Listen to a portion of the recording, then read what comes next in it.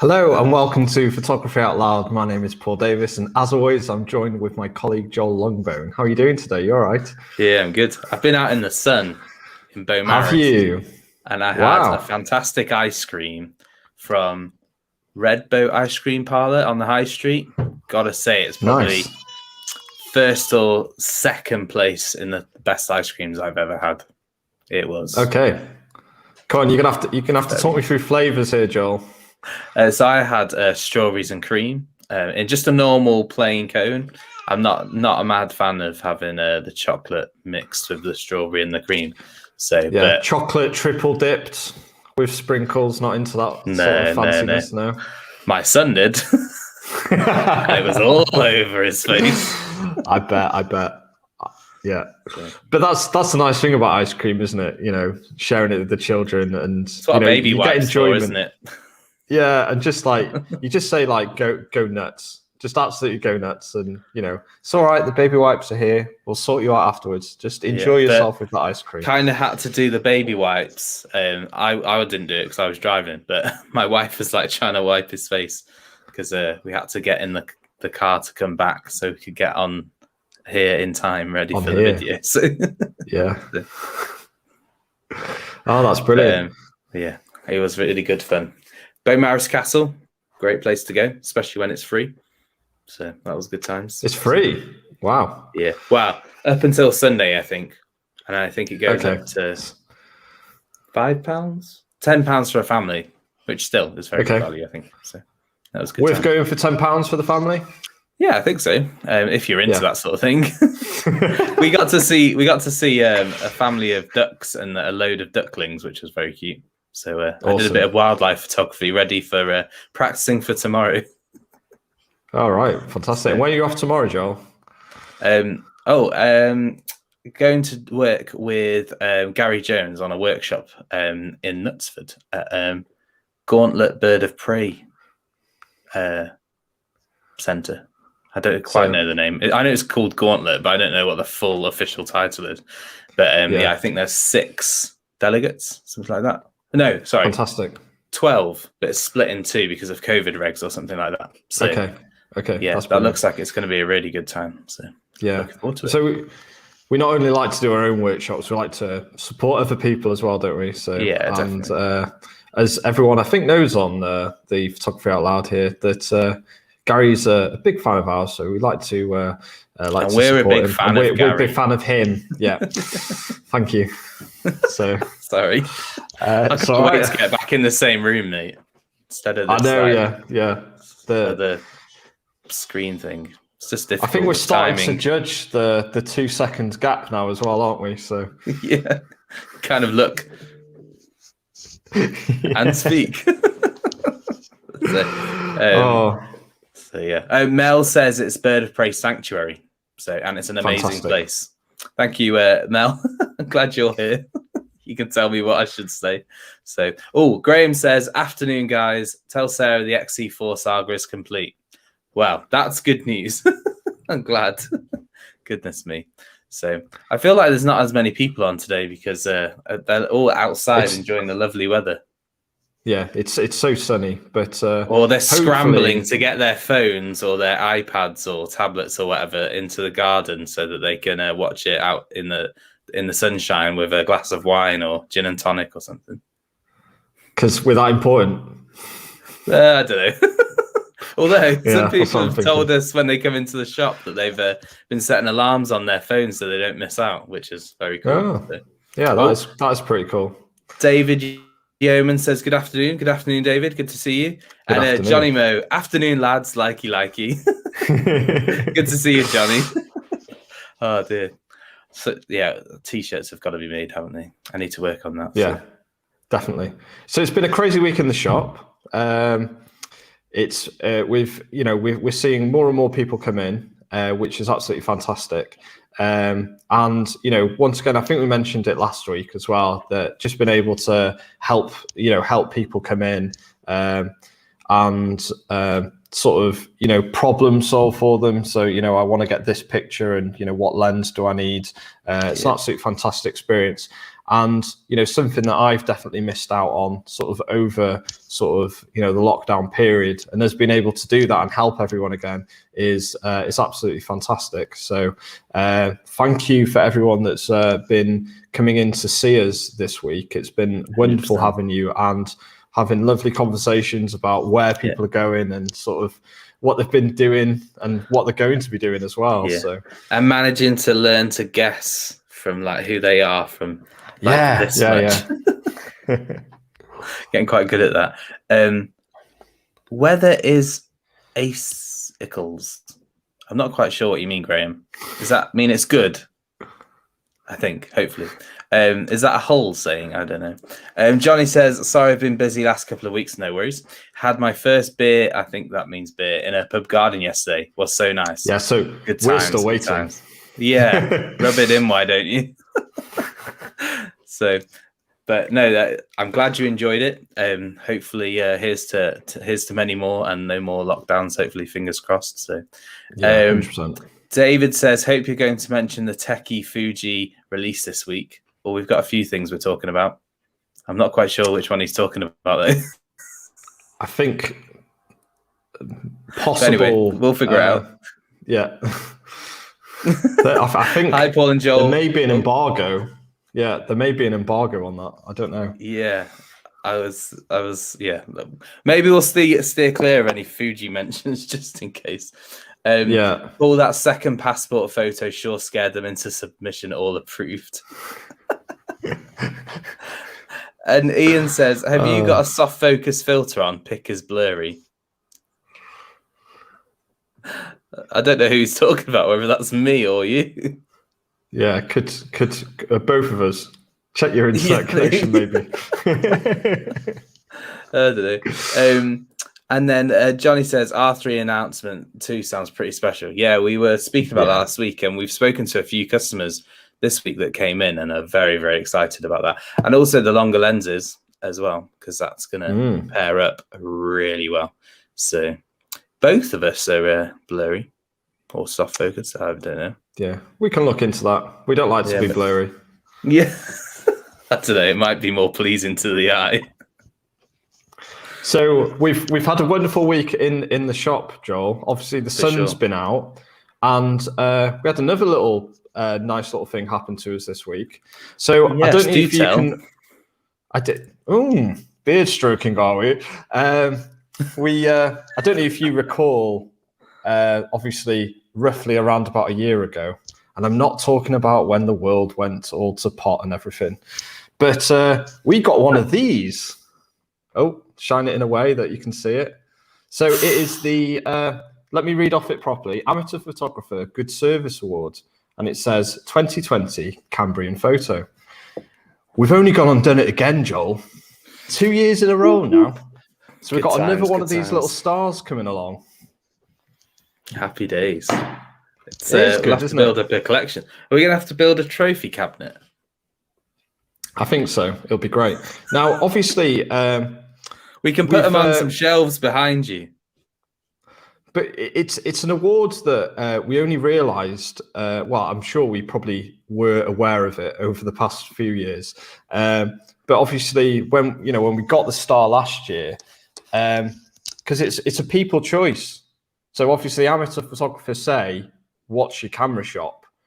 and people put in. So last year, we didn't know it was on. I don't think we even advertised it, and we got the star.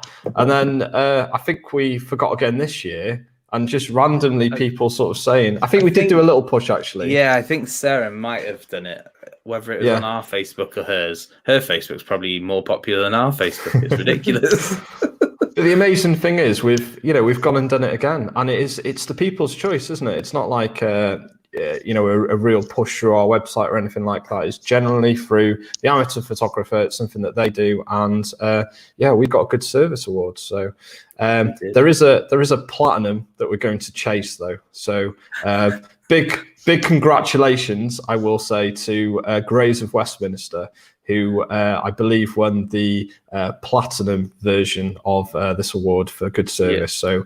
So well done to them. I think they won it last year as well. Yeah. I think I think they're very good at winning it. So, but no, congratulations to you. But we will be coming back next year even stronger. So yeah, that's true. And also, I've just noticed, Krish says, "Yes, lads. Good afternoon. Hope you're all good. We are." And I believe that they also won an award. So congratulations to them. So it's always nice when an independent does well. So, this is what David was saying about techie releases. Fujifilm have released a software SDK, which is a software developer's kit, to enable you to write software to control and receive images from XT3, XT4, GFX50S, GFX100, and GFX100S. So that's very exciting for people who want to be interacting with cameras. And there's a lot of scope for being able to run different ways of capturing images and data and stuff, which is great. So Sarah says, what have I missed? Not too much. We're just saying hello to everybody and our amazing good service award, which was fantastic. Sarah says, never mind trophies. I need a medal, especially after going into Joel's office. Hang on a second. I hate having days off. She always goes and tidies up when I have a day off, and then I can't find anything afterwards. So, oh dear. Right, so that's me not finding anything on Monday. Hope you've left me a map, Sarah. I can't believe she mentioned that live. That's absolutely brilliant. It's not even my side. It's not even my side of the thingy that's that messy. It's the other side. So. You can't get better than that, can you? Joel, tidy your room. Yes. Sorry, Mum. Oh. Oh dear. Well, this is a relief. I didn't tidy up. Great. I can sleep easy now. Everything will still be in its place. Okay. Should we move on, Joel? Let's do that. So yes, let's move on from winning the good awards. Award. Yes. Awards. Yeah, plural now, isn't it? Plural. Yes. So there's been a couple of lens announcements. It's been It's been a really busy week for lens announcements, hasn't it? Yeah, it's been great. And this week and last. So. Yeah, very much Sony orientated this week. So obviously Sony have brought something out which we'll come to later on. But we're seeing a lot of E-mount connections. Which way are we looking? My son just walked into the room asking to go outside to play. It's great because live it looks like you're looking at me and telling me to shush. So. Sorry, anyway, I'm muted so you wouldn't hear my child cry. Yeah, no, I got it. I was just So we've seen a lot of E-mount. We've seen a lot of E-mount and FE mount sort of lenses coming available. So, and I think one of the most sort of exciting ones to come to it is a couple from Tamron that we've seen. So we now have seen the 100 to 500, which is once again part of that RXD system as well. So see you in a sec, Joel. So the RXD system has been absolutely fantastic. So me and Joel has spoken about it before. You've had the 2875, the 70 to 210, and to add into the mix, they've added the 100 to 500. And like the rest of them, they've found that lovely little sweet spot of achieving what the lens should need to within that particular range, and also being able to be small and lightweight as well. And the 150 to 500 absolutely hits the nail on the head. So we were going to prepare some slides to show you examples of what it would look like. But like I said before, it's been quite busy in the shop, so we apologize. But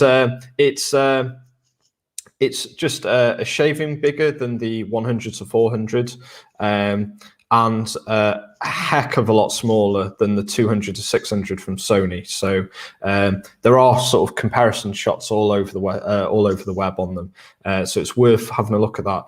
But once again, if you're a Sony full frame shooter and you're needing that extra range, but still keeping a very small and compact system, then the 100 to 500 is definitely going to hit all those lovely little notes for you.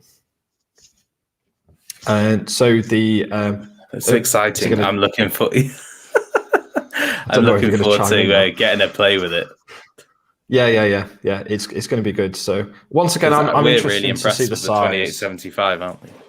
Yeah, 100%, absolutely 100%. And you know, the whole range has been stunning, with the such quiet autofocus as well, which makes them really good for video. They've also done another lens which has been designed around the APS-IC system. Once again, Sony E mount, but they're using that sort of clever technology of what people are wanting, trying to make it as small and compact and most effective.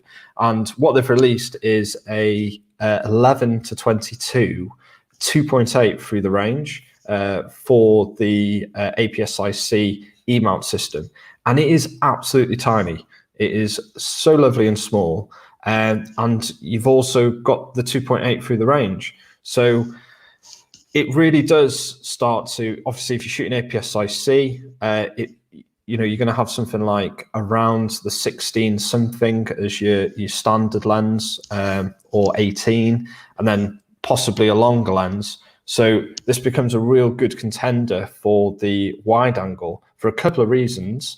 It's going to be great for doing landscapes and things like that, but because of the 2.8 system that's built inside of it as well, it's going to also be very good for having a good try at doing astrophotography as well.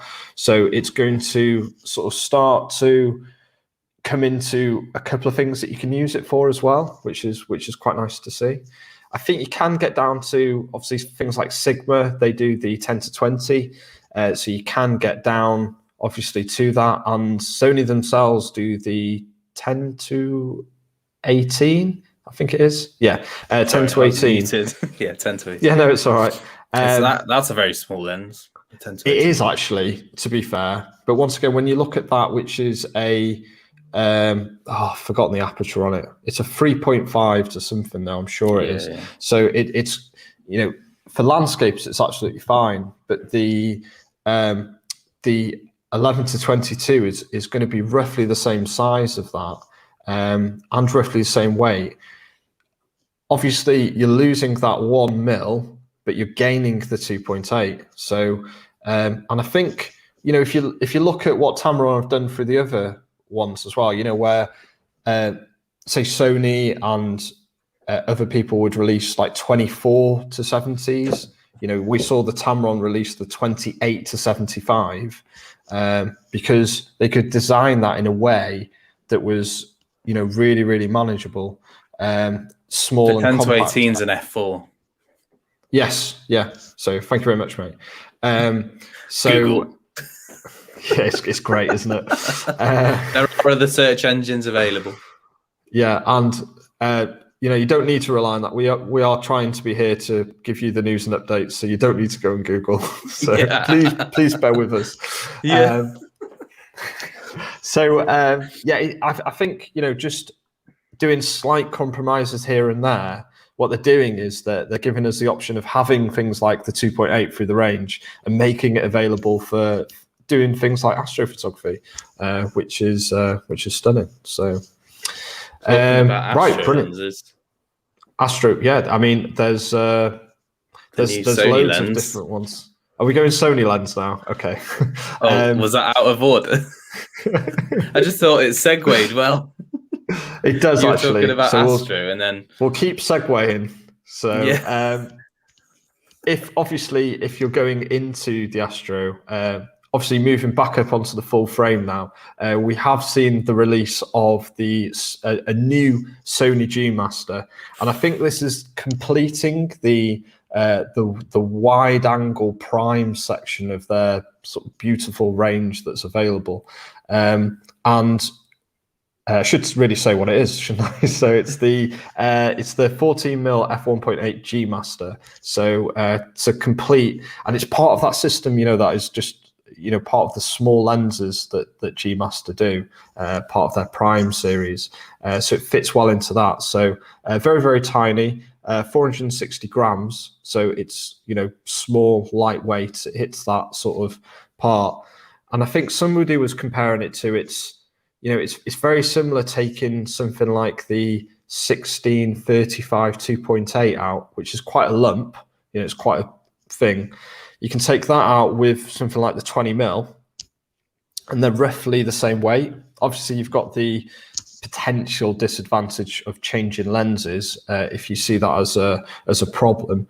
But for the same weight, you're carrying around two sort of G Masters that are just going to be absolutely tack sharp. So every review that we've looked at so far is saying that all the things that you'd expect from a G Master Prime. So, beautiful bokeh in the background, absolutely pin sharp, edge to edge, even at 1.8, designed around doing astrophotography. So things like coma aberration have been sorted out within the lens element base. So all the wonderful things that I think we do come to expect, don't we, Joel? So it's like, when a G Master sort of comes out. Yeah, definitely from a G Master. So it's sort of their range of G Masters are good. It is, and it's all it is living up to that expectation. So once again, it's nothing we're not wowed because we were expecting it, but obviously the expectations were so high, so it's living up to the G Master series name, which is always a good thing. So it's well worth having a look at that, especially for the size and weight of it, and if you really want to get into the astro stuff, it's a definite. I can already think of a few of our customers that are into their nightscape photography and have Sonys, and I'm pretty sure they'll be putting in their pre-orders for the 14mm because it's just going to be fantastic. I just like how now there's options for stuff. 2 years ago, we were just like, well, there's only really this or that. And especially if you look at because you have to compare it to something like the Sigma as well, don't you? Unfortunately for Sigma. Well, you get the autofocus, which you wouldn't get with things like the Samyang, like the 14mm that they do. But so, you do compare it against things, and it definitely seems the more viable choice. Obviously, it's going to come with that cost point of view. So, like all the sort of G Master stuff. But if you want the best, there you go. Yeah. So, I think one of the last lenses that I wanted to, so it got announced today actually, which is the new Samyang 12mm. Once again for the E-mount APS-C system. So it's a 12mm f2. Pardon me. Oh. Gulp, gulp, gulp. I'm still going to need to cough. We've added sound effects. Oh dear, here we go. Oh dear. That was just as loud.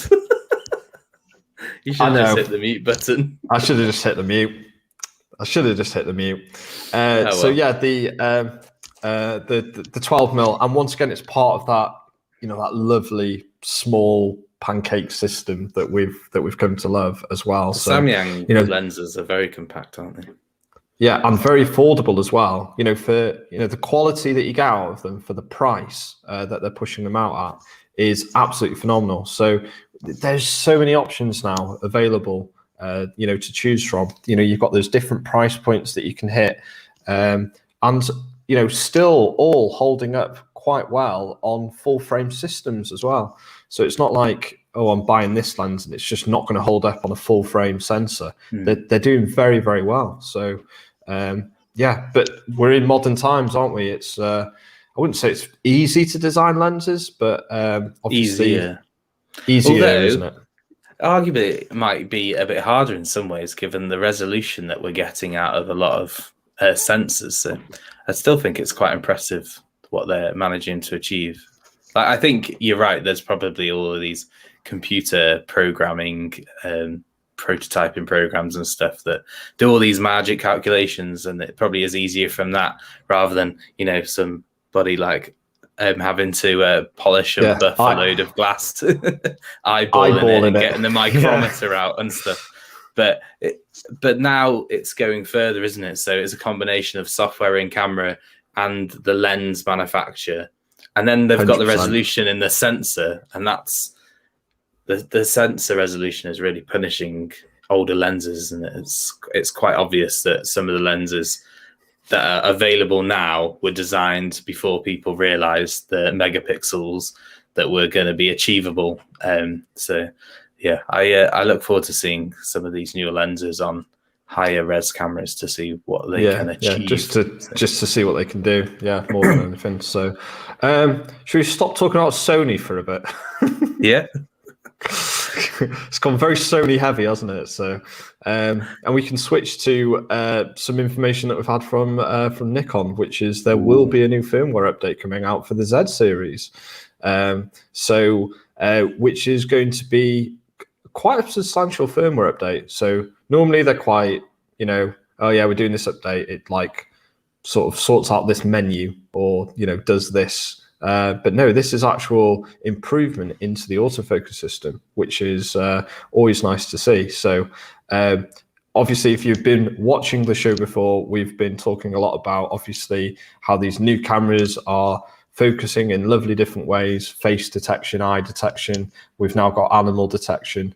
So all of these things potentially need updating, and Nikon have listened, and they're going to be updating the AI within the autofocus setting, which is going to improve the locking facility onto subjects, which is going to be brilliant, and going to be improving the low light capability of locking as well. So you'll be able to lock down to those very, very low settings a lot easier as well. So I think it does it already, but I think there has been some slight low light issues, like very, very low light.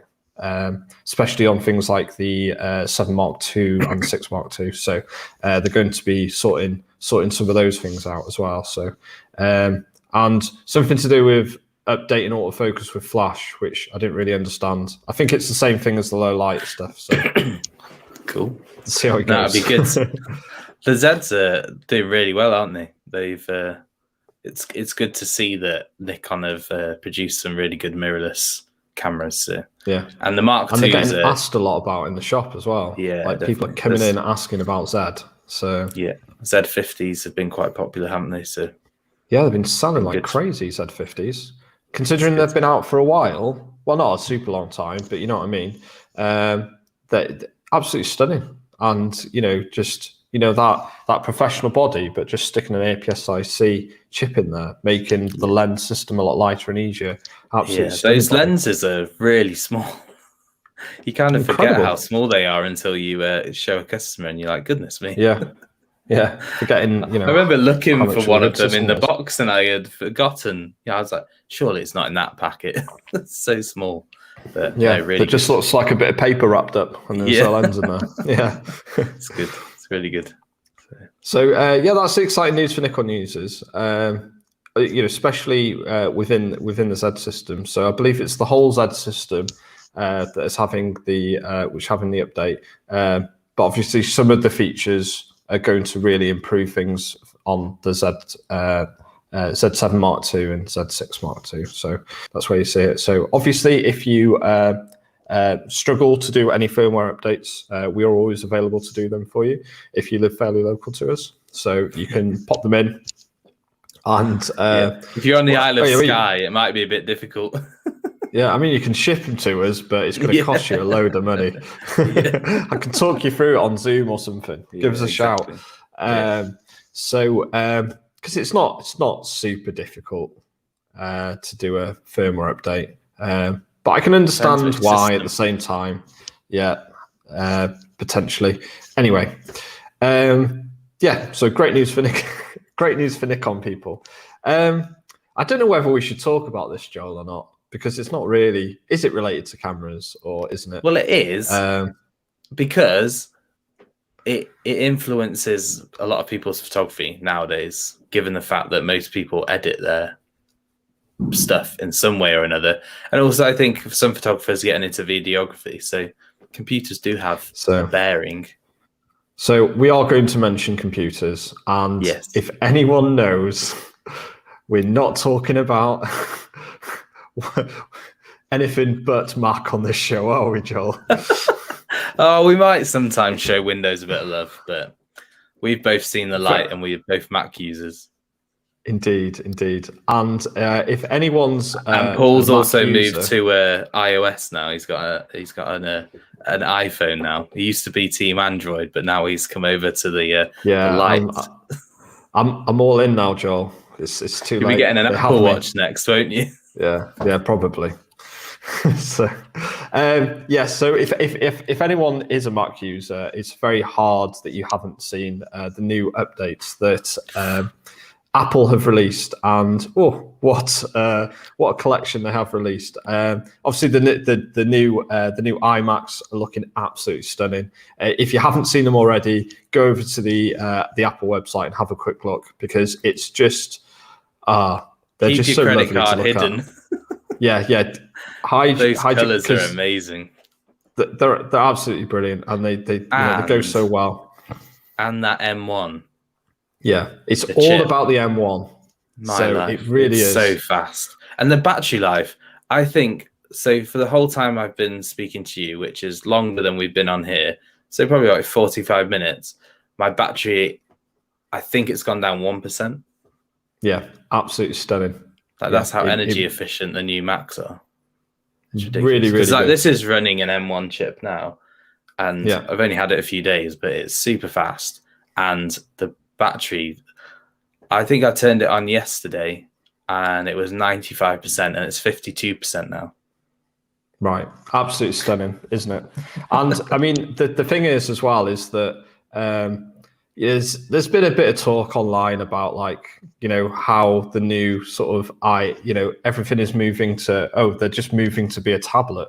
But essentially they are, though, aren't they? It's just, they've got to a point where they've got to a point where chips have kind of merged, where they're powerful enough to be able to run a proper computer versus powerful enough and energy efficient enough to be in your smartphone and your tablet.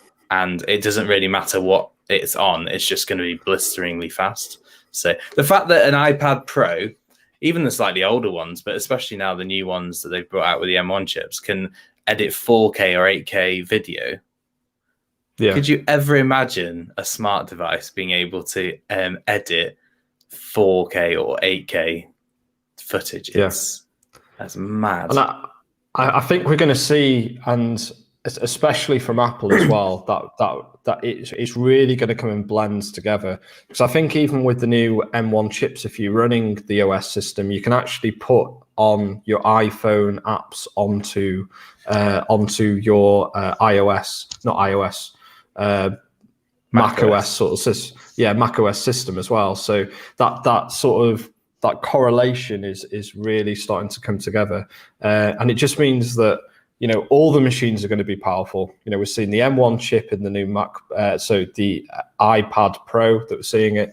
It's already been in things like the Air, and obviously we're now seeing it in the new, the 13, and in the new colourful iMacs as well. So and it's really just coming down to what size you want your screen, more or less, to be honest. So there's been a little bit of sort of to and fro between on the internet, because obviously some of the connections have been taken away, especially off things like the iMac. But they've still got Ethernet. Yeah. Through the power block, which is amazing. Such a good idea. Yeah. So, but the way things are going, we want to try and push this USB-C through and, make everything universal. So it's definitely the right way to go, I would say. So, it's fantastic. And I think they're definitely coming back into that, I think, affordable range as well. So something that is going to be reliable, fast, and affordable at this, relatively affordable, I should say, is it's a real contender now, because what are the new Airs? They're like 999, something like that. Yeah, I think you'd but you can struggle. pick them up on refurb for like 849. Exactly. So. Yeah. So I think you'd struggle to find a PC as a laptop that's going to be that fast for that price. And that efficient in terms of power as well. Yeah, all the features that they get is fantastic. And also, you don't even need to go higher than 8 gigabytes in RAM either, which is mad. Yeah.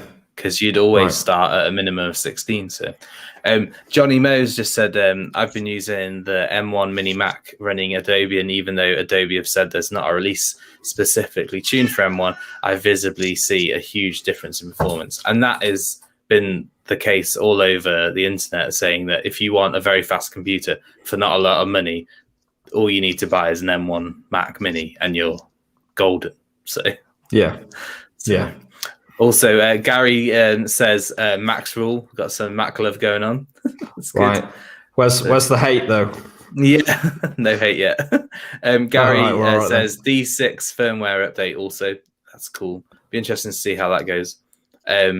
Maybe Gary will show some of those features. I'm sorry, Guy. I think I missed the D6 because I think the Z firmware was so big. I think it's sort of gone over the. And also, he said, "Good afternoon, chaps. Apologies, late again. Shocking behaviour, Gary. I'll try not to be late tomorrow, though." I'm well excited. No promises, though, Joel. Yeah, some of the birds that he's listed that are going to be there for photographing. It's going to be really. You're going to have a lovely time. I know. I'm hoping that all the people that attend in Gary's workshop have a wonderful time, because I'm sure it's going to be well deserved again after all we've been through. So definitely. To experience that, and obviously anyone watching the show wants to experience it, get in touch with Gary because his workshops are absolutely amazing. And I think we're going to be doing some collab at some point, aren't we, Joel? 100%. Yeah, we went to Brennig yesterday for a few meetings with various reps from different organizations, and we've got some ideas in the pipeline. So look out, sign up for our newsletter and our social media channels, because we'll start releasing some workshops and events hopefully in the not too distant future, just trying to balance regulations and trying to make sure that it's all safe and things like that. So but it's going to be great, and we're very excited for the future. It'd be good to get back out again. Yeah, no, it will. It's all going in the right direction, isn't it, Joel? All going in the right direction. It is. Right, Excellent. Fantastic. Well, that's everything that we wanted to cover for this week. Joel, have you got any sort of final thoughts before we break up for the weekend?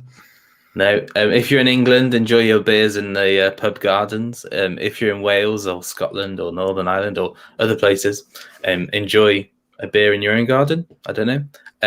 Just have a great weekend. Hopefully the weather will stay this lovely. Make sure you put some sunblock on. Nobody wants to see any lobsters on Monday, so make sure you're covered up. So, but have a great weekend. Fantastic. Well, thank you very much for that, Joel. As always, thank you very much for watching the video. It's most appreciated, as always. If you haven't done already, please hit the share button, share it with all your friends. The more you share it, the more it helps us spread the word about what we do here on the show Photography Out Loud, but also us as a company, Cambrian as well. Really, really does help. So, and make sure you go onto our Facebook and YouTube channels, hit the subscribe, hit the like button, all of those lovely things. They really, really do help us. Until next week, we'll see you then. Bye-bye for now. Cheers.